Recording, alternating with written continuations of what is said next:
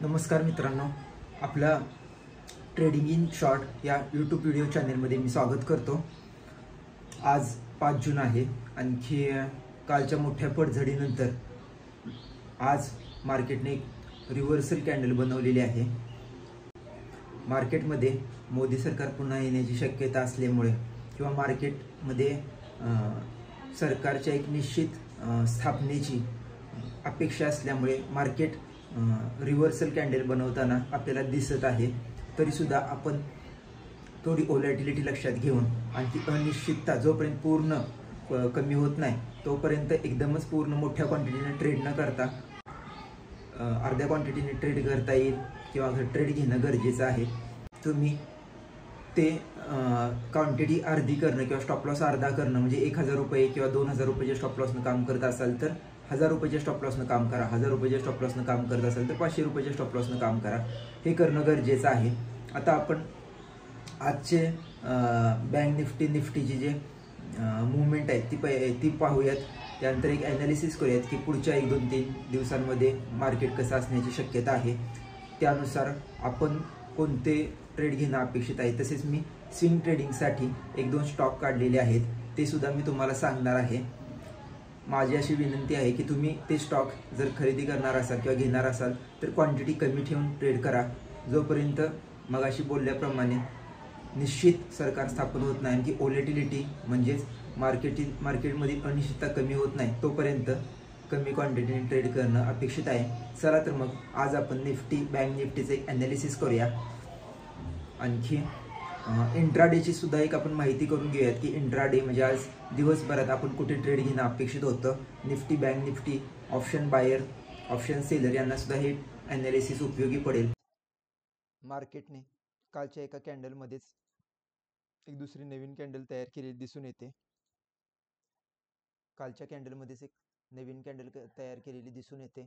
मार्केटविषयी अजून आपल्याला काही अंदाज सांगता येत नाही आहे, परंतु एक बुलिश स्ट्रॉंग कॅन्डल आज तयार झालेली आहे। 4 ते 4.5% बुलिश कॅन्डल तयार झालेली आज आपल्याला दिसून येते।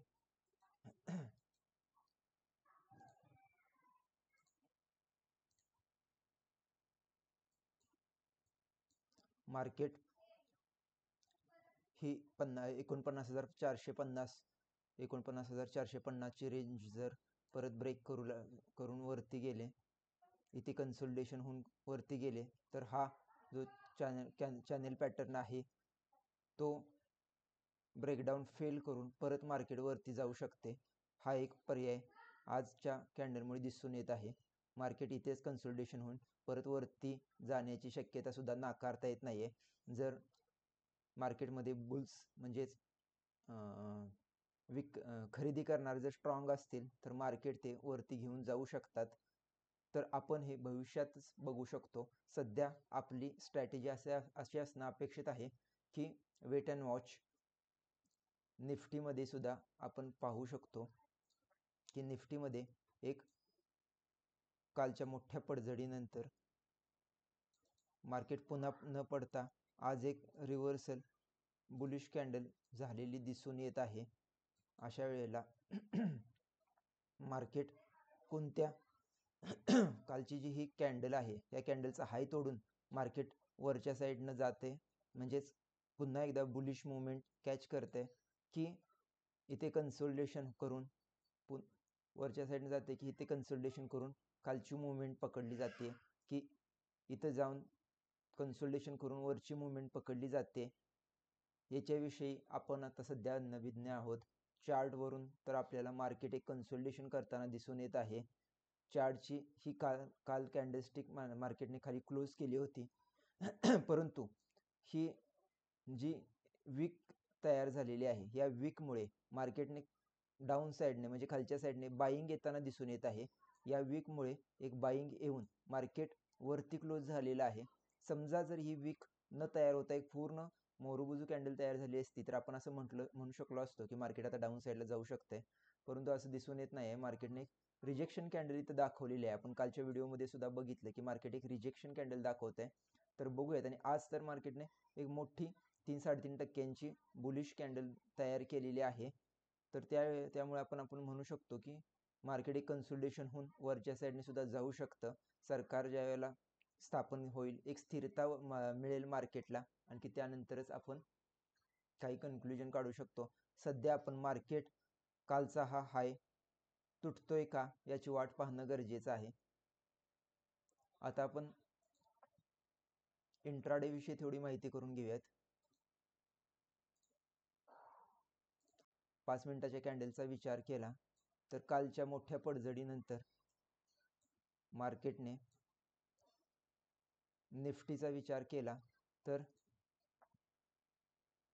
कालच्या क्लोज जवळच मार्केटने सुरुवात केली. आणखी एक कन्सोलिडेशन फेज नंतर मार्केटने इथे आजच्या हायला ब्रेकआउट करून, आजचा जो हाय आहे हा ब्रेकआउट करून मार्केटने रिव्हर्सल वरती 2 वेळा मुवमेंट दिलेली दिसून येते.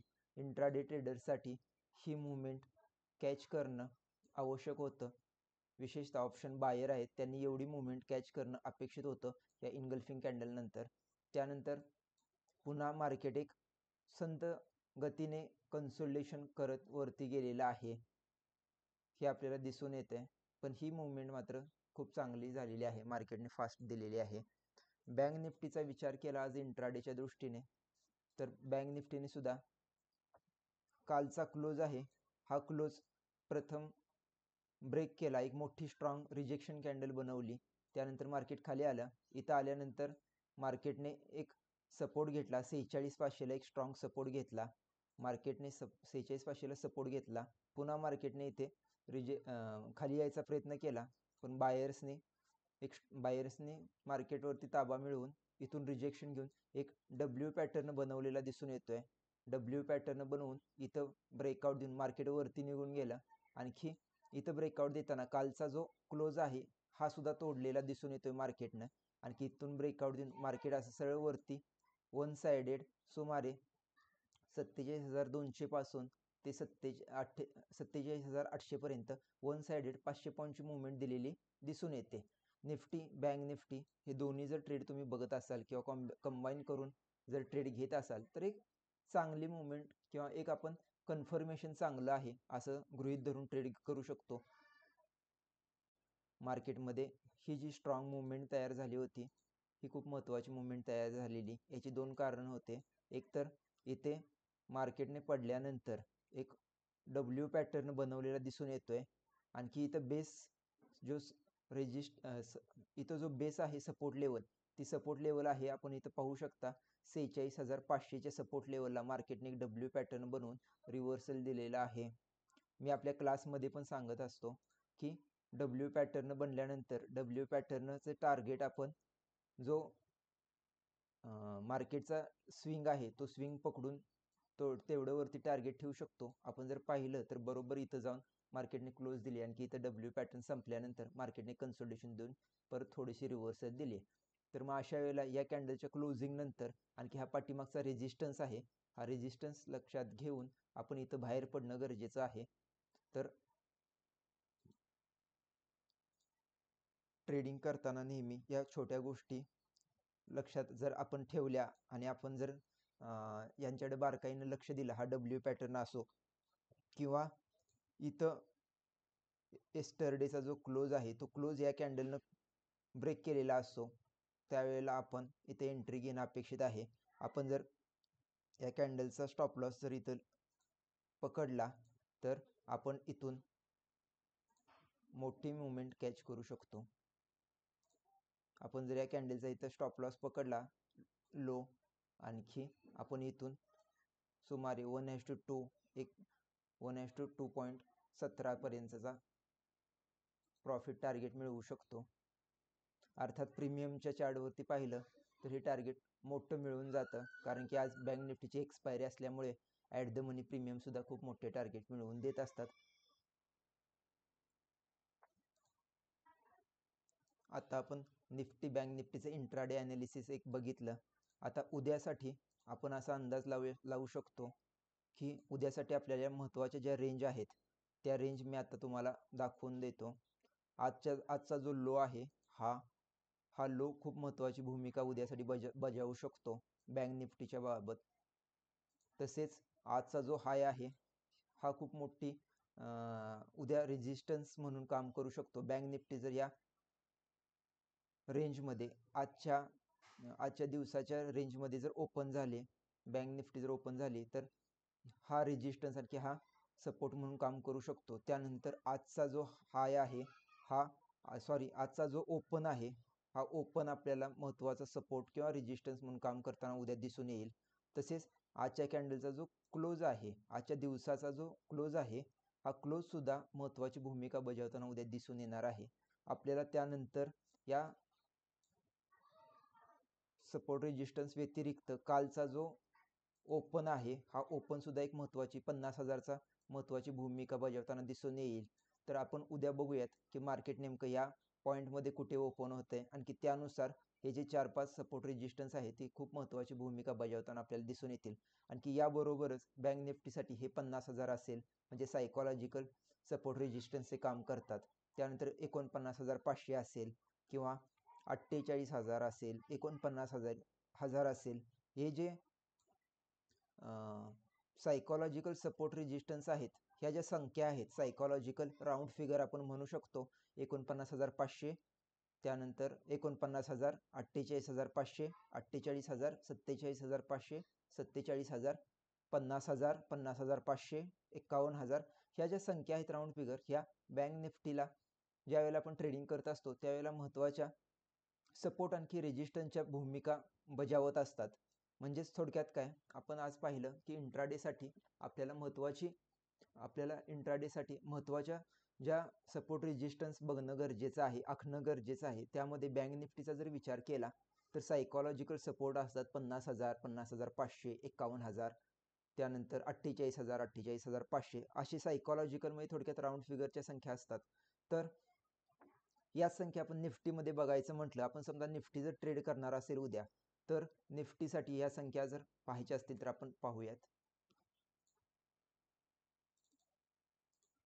उद्या निफ्टीच्या बाबत आपण जर विचार करणार असेल तर आज निफ्टीचा जो लो आहे, हा लो इथे दिसून येतोय 21,790, म्हणजे 21,800चा लो निफ्टीने सध्या आज तयार केलेला आहे. त्यानंतर निफ्टीने 22,660चा हाय तयार केलेला आहे. हा हाय लो खूप महत्त्वाची भूमिका उद्या सपोर्ट रेजिस्टन्सची बजावू शकतो. त्यानंतर कालचा जो लो आहे 21,300चा, 299 म्हणजे 300चा जो लो आहे तो महत्त्वाची भूमिका बजावेल उद्या. आणखी 23,150चा ओपन जो कालचा आहे तो खूप महत्त्वाची सपोर्ट रेजिस्टन्सची भूमिका बजावू शकतो. यानंतरच आपल्याला सायकॉलॉजिकल जर सपोर्ट रेजिस्टन्स पाहायचे असतील तर 22,500 आपल्याला इथे दिसून येतोय. त्यानंतर 23,000 म्हणून एक रेजिस्टन्स तयार होऊ शकतो, 22,500 आहे. त्यानंतर छोटे छोटे जे 22,100, 22,200, 22,000 हे 100 पॉईंटचे जे रेजिस्टन्स आहेत हे सुद्धा खूप महत्त्वाची भूमिका निफ्टीच्या बद्दल बजावू शकतात. तर बँक निफ्टीच्या बद्दल मात्र हे जे प्रमाण आहे ते 500 पर्यंत वाढतं. म्हणजे बँक निफ्टीच्या बद्दल विचार करायचा म्हणलं तर 48,500, 49,500 मगाशी म्हटल्याप्रमाणे हे सायकॉलॉजिकल सपोर्ट रेजिस्टन्सचे काम करतात. तर इंट्राडे ट्रेडर्स जे आहेत आपल्यापैकी त्यांनी ह्या दोन गोष्टी महत्त्वाच्या आठवणीत ठेवणं गरजेचं आहे. ज्यावेळेला इंट्राडे ते ट्रेडिंग करत असतील त्यावेळेला हे जे सपोर्ट रेजिस्टन्स आहे हे विचार करून किंवा बघून त्यांनी ट्रेड घेणं गरजेचं आहे. त्याचबरोबर कालचे हाय लो, कालचे ओपन आणखी क्लोज, मार्केटचे हे 4 जे घटक आहेत, कालचा हाय, कालचा लो, कालचा ओपन आणखी कालचा क्लोज, हे खूप बघणं गरजेचं आहे.